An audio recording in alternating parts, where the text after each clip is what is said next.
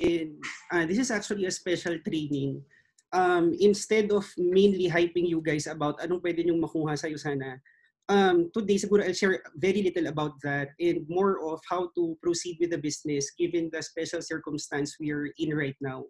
So siguro for the people lang who don't know me yet, I'm Ryan Tan and I've been with USANA na rin since 2009. So when I got into USANA, I was a fresh nursing grad from UST. And the only reason that I got into USANA was it was already very hard to go abroad as a nurse by the time I graduated. So when I was looking at the salaries dito of nurses, so sabi ko if I were to get paid like 4 or 5,000 a month, sabi ko I'm not really willing to work for that amount. So sabi ko maghahanap ako ng ibang opportunities. And then I came across USANA nga in 2009. And fast forward 11 years later, together with my business partner, si Raj Shogi, we are now executive one-star diamond directors of the company. And we are one of the top 10 income earners of USANA Philippines. So last year, when we were talking about our plans this 2020, we were actually very excited. Kasi we actually ended 2019 on momentum. And nung first 2 months of 2020, things were actually starting to pick up for our team. And kaya lang, ang naging problem, just like most of you guys, we were surprised by this quarantine.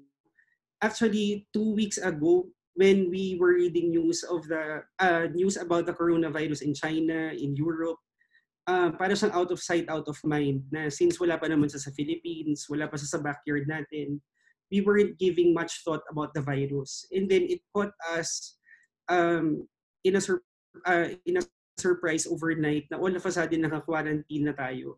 And today I would like to discuss, first and foremost, from my vantage point as a licensed nurse also, in the minds of most people kasi, should we be panicking at this point in time? So for most people who are not really familiar with the virus yet or who merely base their ideas about the virus from what they read on social media, instead of discussing ano ba particularly yung virus, I would just like to detail ano ba yung fatality and morbidity ng virus. So itong graph na to, so most of you, I'm sure you've seen this on Facebook. This was released by CNN also, and you would see the footnote on the lower left side. The actual source of this is the World Health Organization. So as you would see, based on their data, 80% of the COVID infections, most people would experience mild illnesses. So ito yung mga taong they actually caught the virus already. They're already COVID positive. But the interesting thing is, feeling nila may sipon lang sila or meron silang light fever or they did not even think na it was really COVID kasi sobrang mild nga lang ng symptom. So makikita mo itong 80% na to, that's very good news. Bakit? Because it means there's a very slim chance that you're gonna be part of the fatalities. But the 80% actually, the reason why we're being quarantined is that itong 80% na to, they go around with their daily activities not knowing na they're positive and they're already spreading the disease. So on the yellow part of the graph naman, you would see 14% lang pala ng population yung nagkakaroon ng full-blown illness. So sino yung 14% na to? So yung 14% na to, malamang sa malamang, sila yung by the time they encounter the virus, unlike the 80% na malakas yung immune system, ito yung mga taong by the time they caught the virus, nagkaroon sila ng full-blown influenza. So most scientists describe na if you're a healthy human being and you're exposed to the virus, worst case scenario is you would just have some sort of influenza. Ngayon, the problem is if you're part of the vulnerable segment of the population, which is the 5% who would end up being critically ill, ito yung nagkakaroon talaga ng full-blown difficulty of breathing, as in hindi sila makahinga. So, given that fact, you would see hindi naman talaga lahat are gravely affected by the virus. And just to give you an idea, based sa DOH also, if you're a person na napaparanoid ka na you think you have COVID and you go to the hospital, actually they're screening right now who to prioritize na i-admit. So kung nakikita naman nila you're young and healthy, mukha kang COVID positive, pero nakikita naman nila you're not in distress, wala ka naman sa danger zone, papauwiin ka nila even without testing you. Kasi as you know, wala naman masyadong test kits sa Philippines. So if you think you're positive, you're gonna be sent home and you're not priority also to be admitted to the hospital. So you would see most cases talaga they're not critical. But at the same time, I'm not saying na it's not serious, lalo na if you're living with people na elderly talaga. So pag sinabi nating elderly, ang threshold is 60 and up. So right now, if you're building your USANA business, excuse me, if you're building the USANA business at this point in time, what we have to accept this early is that COVID-19 will remain to be a pandemic until there's a vaccine that will be available to the public. So meaning to say, it will spread and spread even after our period of quarantine until such time na ma-vaccinate tayong lahat. So you would read on Facebook also that there were already vaccines that were formulated by certain pharmaceutical companies.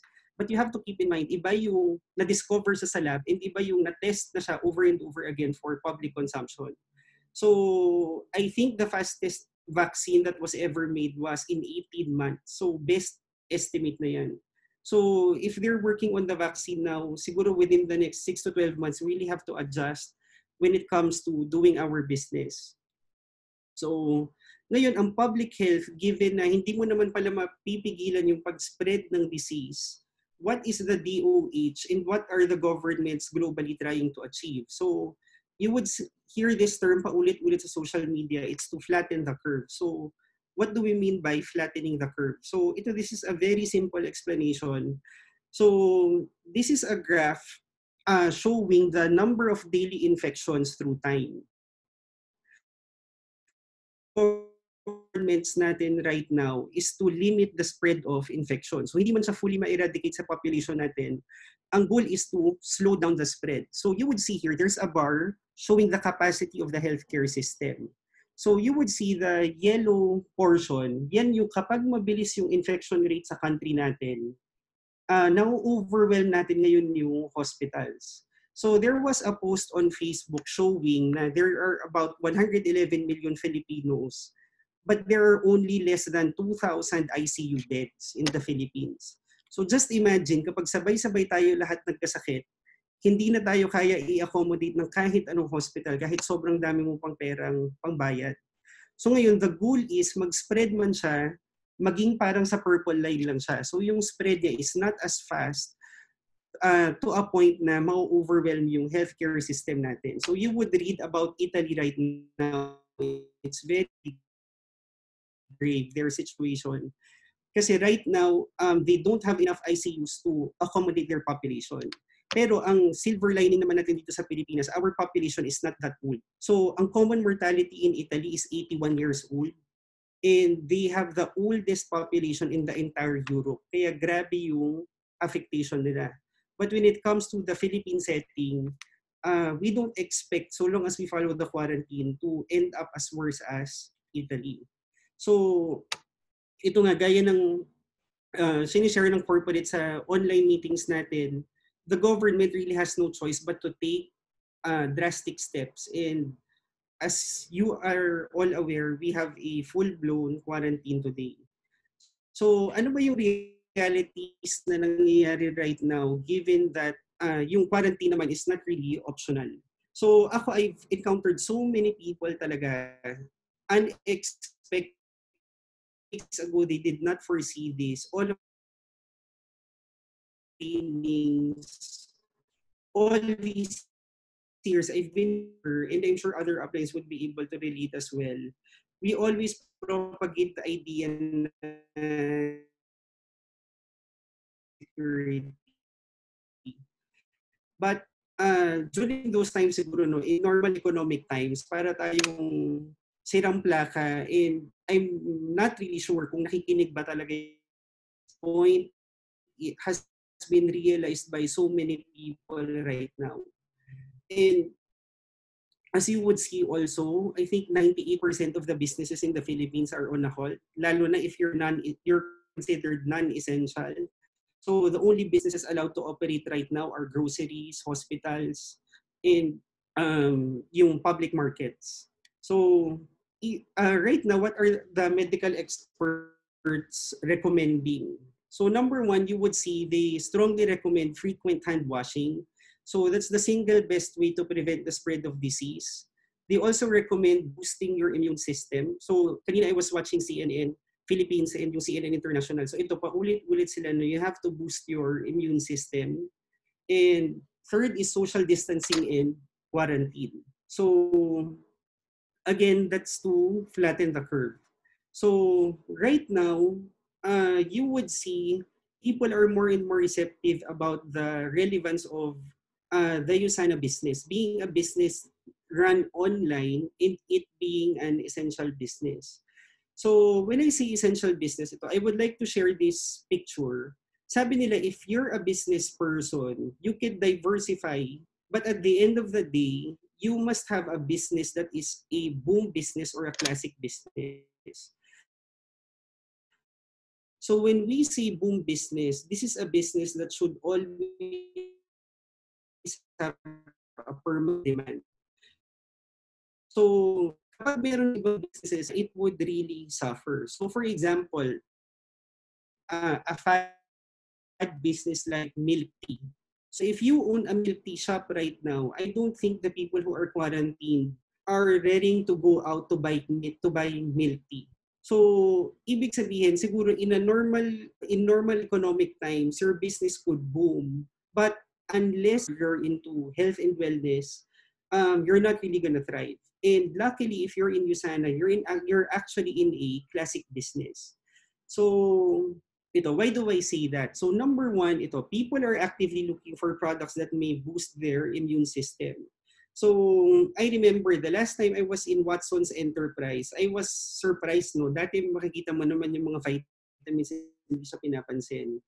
But when I was buying something from Watson's, nagulat ako yung mga tao, pinapakyaw talaga nila yung vitamins. And number two, ito, USANA offers the best products that may help them. So when we see quality, formulation, and pricing, if you've attended product trainings before, you would know for a fact na this is true. And makikita nga natin, until a vaccine comes, people will really have to rely on the system. So meaning to say, if you're a person na malas ka, you're exposed to the COVID-19 and you manifest severe symptoms, you will really have to rely on your own body to overcome the virus. So that's why hanggang wala pa talagang vaccine na naiimbento, policy would always be in demand. Proflavanol would always actually people will want to know more about USANA more than ever. Since I was on Facebook story last week. So I actually have a friend from UST nursing na nag-medicine. And I was encouraging her, she's a practicing doctor, I was encouraging her to take Proglucamine of USANA because medical doctors, as you know, they're on the front line in the treatment of this disease. So sabi niya, hindi siya receptive about Proglucamine because she was already taking something else. So ito naman, I was not really marketing USANA, I was just really shocked that day. So tinatanong ko ano yung brand na tinake niya and sabi niya Immunomax. So that's something that they buy daw from Mercury Drugstore. On my way home from the Enterprise that day, I really had to pass by Mercury Drugstore. And out of curiosity, I asked, ano ba yung Immunomax na yan? So tinignan ko yung box, I took a picture. So that's the picture of the actual product. And I took a picture also, ano bang laman ng Immunomax? So yung Immunomax. So ako naman, so sabi ko, okay, beta-glucan. So sabi ko that's something proglucamine contains. So ako, to be honest, even if I'm on my level, hindi ko naman talaga memorize yung laman ng products natin. So I was excited to go home and check ano nga ba talaga comparably yung laman ng proglucamine. So shockingly, yung proglucamine pala, you would see you have to take that 2 tablets per day. So meaning to say ito, you would see yung baker's yeast extract beta-glucan. So that's 125 milligrams per tablet. So itong Immunomax, they're selling that for 17.50 per tablet. That's 10 milligrams that's made in Laguna and that has no approved therapeutic claims. Whereas with Proglucam yun, this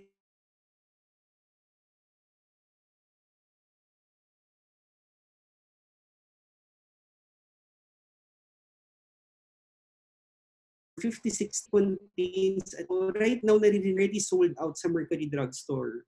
And if you would realize, ang daming tao, they wasted so much money buying placebos, hoping that it would boost their immune system. So if you're a USANA distributor, I think it's your moral responsibility also to educate the public when it comes to quality supplementation. So um, another thing that makes USANA relevant, so you would see naman no, whatever traditional businesses, again, unless you're considered essential business, you're not allowed to operate. But with USANA, you can run the entire business online. You can enroll people in 20 plus countries. You can place orders online. You can even enroll people through your mobile phones. So moving forward, considering this is our situation right now, I would like to share with you 5 things that I shared with my group also in our last face-to-face meeting. So these things that I would discuss with you are our continuing strategies moving forward. So number one, you really have to stick to the vision of Dr. Wentz. So ano ba yung vision ni Dr. Wentz? So Dr. Wentz, every time you attend conventions, wala siyang sinasabi kung hindi. He wants to be the USANA family to be the healthiest family on earth. So ito lang yung nakakatuwa sa situation natin right now. Every time you share that to people outside USANA, so natatawa sila, parang ang health kasi you don't really value it unless it's under threat or you're already undergoing a certain illness. But right now, when you talk about being healthy and quality products, people are actually more receptive. So I would like to share also another post that I made on Facebook. So I made this last March 13. So this was a very simple post about proflavanol. And as you know, yung proflavanol C natin, it has FDA-approved therapeutic claim. So nagulat ako, 199 people liked that post. And I think 40 people out of 199, they're non-USANA. So meaning to say, they're potential customers of mine. So this morning, nagulat ako, meron nag-message sa akin. She was my high school history. She was asking, paano daw umorder sa akin? So, kanina, hindi ko naman alam how to deliver it to her. So, buti na lang merong Lala Move and napadala ko sa kanya yung product. So, nagulat ako, she took a screenshot of what I sent her. Pinadalhan ko pa siya ng Ghirardelli chocolate. So, nagulat ako nung huli. Sabi niya, uy Ryan, magbabayad ako baka hindi na ako makaulit. And then now she's asking if she could be a member of USANA. So, that's actually, kung iti-trace back mo siya, that actually came about through this Facebook post. So, I think people are starting to be more exposed online. So, they're really paying attention to everything that you post. So, I would highly suggest you use quality USANA material. So, don't just blabber about the products. So, be direct to the point. Don't be too wordy. And at the same time, siguro, now that we're all active on social media, you have to be sure na you're establishing your credibility online. So, number one, you cannot be a purveyor of fake news. So, promote stuff na nonsense or alam mo naman medyo shady after another post about USANA. So, minsan yung mga tao, hindi nila alam if you're a credible person or not. So every time you post something, you have to be senseful, thoughtful, and you have to be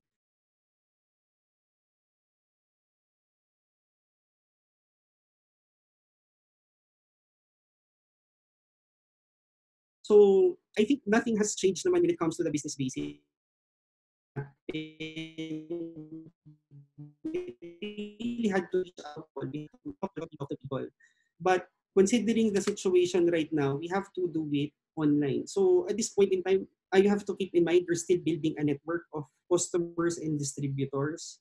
So you don't going to point post about USANA and wala kang goal. So ito, ang goal mo is to share the product, share the business. You have to keep going out there via online. So third is you have to keep learning and you have to train with your team.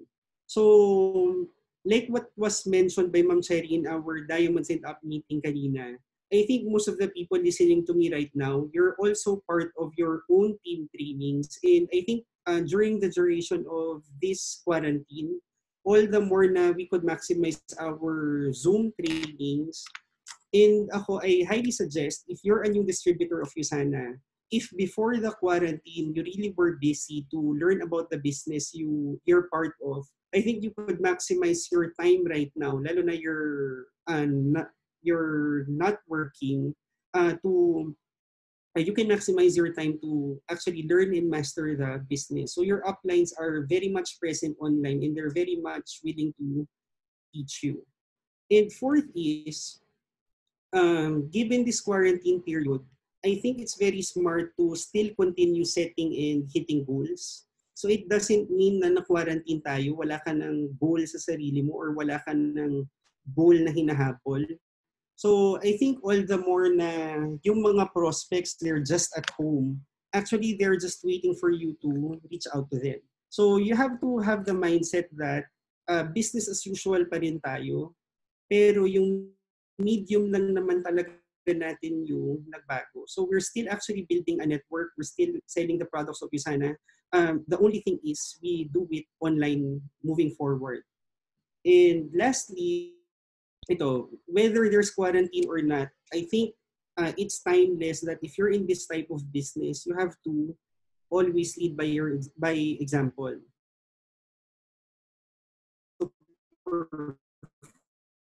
Or if you want to keep checking out the keep advancing it to be productive, I think it's incumbent upon all team leaders to lead by example. You have to be visible online. You have to be available to your downlines online. And they really have to see us being at the forefront of the business, lalo na at this particular. And this is something that I came across last week. So this is very key. So sabi ko ako, of crisis. So I remember when USANA Philippines opened in 2009, that was the peak of the US recession. And although US recession yun, hindi masyadong tinamaan yung Philippines. I still remember that time, people were being laid off in the Philippines and yung economy was really uncertain. So I remember the leaders who really pushed to share the vision of Dr. Wentz and really pushed USANA in the Philippines. And the leaders who did not quit noong 2009, once the recession was over, sila yung mga nag-boom ng todo-todo sa USANA. And if you were to ask me what my perspective is when it comes to this particular point in time, I think it's just like 2009 all over again. So meaning to say, the people who are really pushing right now to grow their business and they're tirelessly share USANA online, I think by the time the quarantine is over and by the time the crisis is over, they are also going to be the same leaders who will really reap the benefits.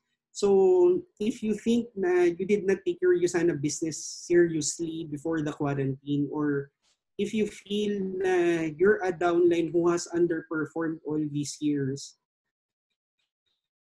bumawi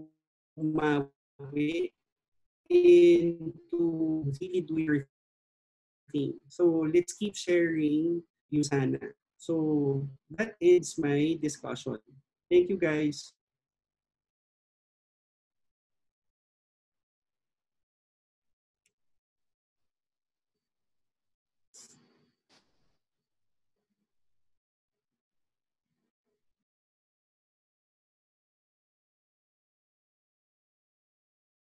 Hello, ayan. So thank you so much, Ryan.